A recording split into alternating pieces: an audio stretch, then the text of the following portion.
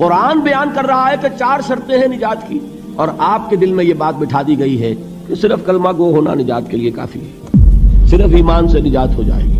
یہ بات جو ہے ذہن میں رکھیے، ایک نجات وہ ہے جو ہزار برس تک جہنم میں کوئلہ بننے کے بعد نجات ہو، میں اس نجات کی بات نہیں کر رہا، وہ نجات تو ملے گی یقیناً۔ جس شخص کے دل میں رائی کے دانے کے برابر بھی ایمان ہوگا، وہ اپنے اعمال کی، اپنے کرتوتوں کی سزا بھگت کر بالآخر جنت کے اندر داخل کیا جائے گا، جہنم سے نکالا جائے گا، اور نکالا جائے گا تو اس وقت حال کیا ہوگا؟ جیسے جلا ہوا کوئلہ، اس کے سوا کچھ نہیں۔ حدیث میں اس کی شرح آئی ہے۔ لیکن یہ نجات نہیں، نجات وہ کہ جو اللہ تعالیٰ میدان حشر ہی میں ہماری مغفرت کا اعلان فرمائے، اللہ تعالیٰ اول وہلے میں ہمیں جنت میں داخل فرمائے، اس نجات کی بات کر رہا ہوں۔ وہ نجات جان لیجئے محض کلمہ گو ہونے کی بدولت نہیں ملے گی۔ اس نجات کے لیے شرط اول ایمان، شرط دوم عمل صالح، شرط ثالث تواصی بالحق، اور چوتھی شرط تواصی بالصبر۔ یہ قرآن کا بیان ہے، اس انسان کا کلام نہیں ہے کہ اس میں ترمیم کی جا سکے۔